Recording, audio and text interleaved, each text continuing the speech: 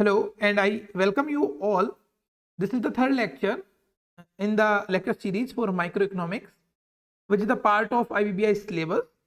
So today we will see our next topic, which is demand and supply under microeconomics. My name is Rahul Dhakad, and I am a registered valuer and also a chartered engineer, as you all can see here. So let's start. This is the syllabus, the latest syllabus issued by IBBI. So I want to focus here on one thing, that today's topic is important and it is mentioned in the syllabus also. So please keep in mind it has weightage in your IBBI exam. So it will come with 3 marks, as you all can see here. So let's proceed for today's discussion. Today's topic of discussion is these 4 things. First is definition of demand in economic. Second is demand schedule. Third is demand curve. And last, we will see some MCQs on the topics which we will discuss in today's class. So please focus here. So first we will know what is the definition of demand in economic. So demand has a distinct meaning in economics. So what is the distinction between normal demand and economical demand? So demand consists of 3 things. So demand includes desire, which is backed by purchasing power, which is backed by willingness to pay. So in definition, we can say demand for a commodity refers to the desire to buy a commodity backed with sufficient purchasing power and willingness to spend. If one of the factor missing, then we cannot say that it is demand. Suppose A want to purchase a car, it's his desire, but he don't have enough money to buy that car. So that does not mean that it is a demand for car. To make this desire a demand, he should have a purchasing power, that he should have enough money in his pocket, and he is also willing to pay. We will consider another case in which B wants to purchase a car and he has money, but he do not want to pay the price for the car, that he is not willing to pay for the car. So if he has desire and purchasing power, but he do not want to pay for that thing, so we will not say it is demand. So to become demand, a desire must be backed by purchasing power and it is also backed by willingness to pay. So you have to remember this one thing: demand is equals to desire plus purchasing power plus willingness to pay. That the same thing I have mentioned here. Demand for a commodity is always related to its price. So how it is related? So at a higher price, quantity demanded will be low. Suppose I want to buy an apple, but what happens when the price of apple increases? The number of apples I will require will be low. As you all know, higher price will result in lower demand, because people will not able to buy more number of pieces for the same price. So at higher price, quantity demanded will be low, and at lower price, quantity demanded will be high. So the point which I want to make here is demand is equals to desire plus purchasing power plus willingness to pay. So let's go further. That's the demand. Second thing is demand schedule. So what is demand schedule? So demand schedule is a numerical tabulation showing the quantity that is demanded at different prices. So what we will do, we will make a table. We will make a table and put prices, and corresponding to that price we will put how many number of pieces we will require for that price. We will see that in later slides. For now, focus on the definition. So it expresses the relation between price and demand of commodity. So what is source? It is an expression, the relation between price and demand of a commodity. A demand schedule can be of two types. So demand schedule has two types. First is individual demand schedule and second is market demand schedule. So what is the individual demand schedule and what is market demand schedule, we will see in the next slide. So this is the individual demand schedule. What it is? So individual demand schedule is defined as the quantity of a given commodity which a consumer will buy at all possible prices at a particular period of time. So suppose this is the table, and here I have mentioned the price of apples, and in the other side I have mentioned the quantity demanded in kg. So what it shows that if an apple is available at 10 rupees, the quantity demanded is 4. That means I need 4 apple if the price is 10 rupees. The second row says if the price of apple increases to 20, the quantity demanded will be 3. Remember previous slide where we have said that higher the price will be higher the price will result in lower quantity. So if the price increases, the quantity demanded is decreases. If the price becomes 30, then quantity demanded will be 2, and if the price is 40, the quantity demanded is 1. Why it is so? Because of purchasing power, because of willingness to pay, the factors which governs the demand we will see in the later part. I will cover that in separate video. In the above table, we can see that as the price of apple increases, the quantity demanded is decreases. So that's the individual demand schedule. Next, we will see market demand schedule.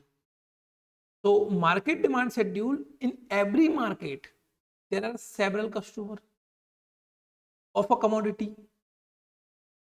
Market demand schedule is one that shows that demand of all the consumer in the market at different price of a commodity.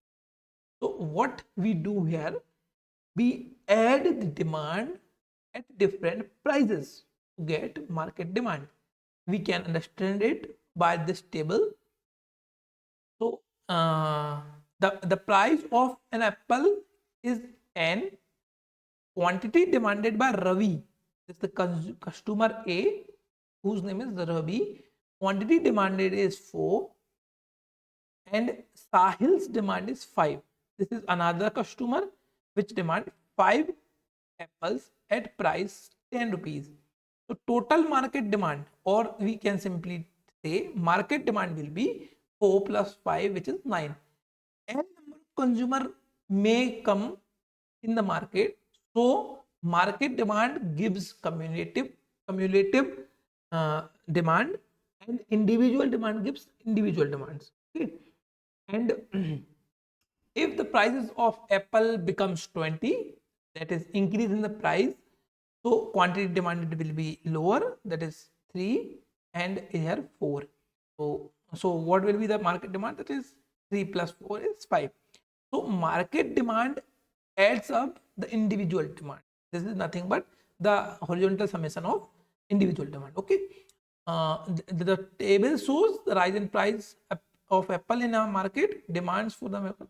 तो जो prices हैं वो decrease हो जाती है. So this is market demand. I hope it is clear. So next slide we will see demand curve. So this is another topic. Demand curve. What demand curve shows? So demand curve is a graphical representation of demand schedule expressing the relation between different quantities demanded at different prices of the commodity. So what is this? Here we will, here in the previous slide we will looking at we were looking at individual demand schedule. So by this individual demand schedule, I can plot a curve, and that curve is called demand curve. So how it is placed, we can see here. So it is a individual demand curve. Individual demand curve. On the x-axis we have demand, on the y-axis we have price, and we connect the points and we get a curve. So this is the curve, demand curve. So let's see what are the type of demand curve. So there are two types: individual demand curve and market demand curve. So let's see individual demand curve first. Individual demand curve, it is a curve showing different quantities of a commodity that one particular buyer is ready to buy at different possible price of a commodity at a point of time. So suppose here on the y-axis I have placed 10 rupees, 20 rupees, 30 rupees, 40 rupees, 50 rupees, and so on. And here quantity demanded, that is 10, 20, 30, 40, 50, like that. So for 10, I will get a number. For the price of rupees 10, some customer will demand 10 apples. So I will get 1 point, and another 20 rupees price, I will get another point. Say demand will decrease, and that will come something lower than that. So I will get some points here. When the price of a commodity will be less, so the points I will get will be far here. And when the price will increase, the point I will get when the demand decreases, so I will get closer points. So the point I want to make here, that when the price of a commodity increases, the demand decreases. That's why the slope always decreases. So the slope will be like that always. So this is the individual demand curve. We will plot this curve when we have an individual customer. Okay. Particular buyer. For a particular buyer, we will plot individual demand curve, and for a market, where n number of buyer is there, we will plot market demand curve. So this is the market demand curve. So likewise, we have market demand schedule. By this market demand schedule, we plot the market demand curve. If you will see closely, I will read out for you. The market demand consists of the total quantity demanded by each individual in the market. So this is the total quantity. Focus on this term, total quantity demanded by each individual in the market. So we are adding every individual and plotting that curve, that is market curve. The market demand curve is formed by computing the horizontal summation of the individual demand curves for all consumers. So what we are doing, we are adding the demand and we are plotting the curve. So the process, how we will plot, so this is the process. Similarly, we are placing prices at the y-axis and we are placing demand in the x-axis. So what will happen, that at price P1 there will be demand B, and at price P there will be demand A. On rising price, we will get lower demand. So that's why the curve looks like this. This is for A, this is for A, and this is for B. Sorry, this is for B. So for B, again for the price P1, the quantity demanded will be B, suppose, and this for price P, the quantity demanded is A. So demand curve will look like this. And if we will add if we will add these two individual demands, we will get market curve. So this is the market curve, this is the summation at price P1, what is the quantity demanded by A and B. So we will plot here at price P, the market demand, the quantity demanded by A and B will be plotted here, and we will join the points and get the market curve. So that's the same example I have listed here. You can read it out. So one thing I want to focus here. Both individual and market demand curves slope downward from left to right. Okay? Left to right, slope downward from left to right, indicating an increased relationship between price and quantity demand of good. I am saying again and again that if the price will increase, the quantity demanded will decrease. Okay? So let's see. Last topic, that is MCQs of today's topic. So if you want, you can pause the video and read this out and pick the answers. I have mentioned the correct answers also. For your practice, I am giving you some 4 or 5 MCQs, and you can find more in subsequent videos. So what is the first question? Says demand for a commodity arises only when. So point A, a person desires the commodity. So demand, what when we call demand? So it is the summation of what? It is the summation of purchasing power, willingness to pay, and desire. So remember the first slide. This is the first slide. This is the first slide. When demand is equals to desire plus purchasing power plus willingness to pay. In economic sense, this is the demand. So correct answer is D. Another is, what does an individual demand schedule show? So what individual demand schedule show? So quantity demanded by individual at different prices. So let's see. This is the individual demand curve, and what it says, one particular buyer is ready to buy different possible prices. It is called individual demand. So same individual demand schedule. Same is individual demand schedule. Individual demand schedule defined as the quantity of a given commodity which is consumer will buy possible price in a particular period of time. So this is individual.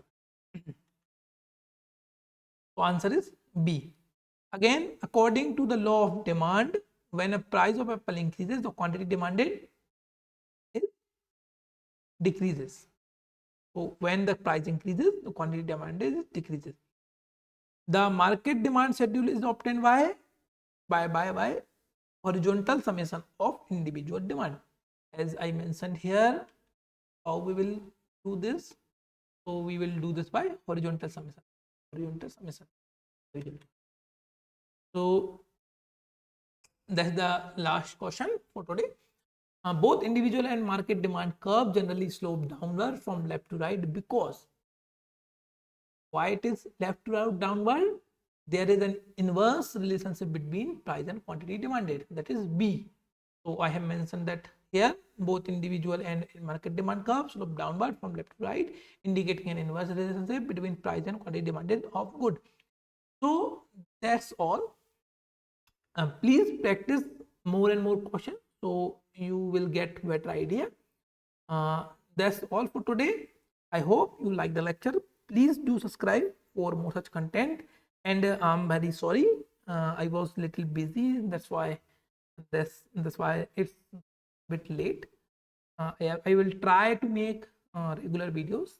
Thank you. Please do comment. It give me motivation to make such videos. Thank you.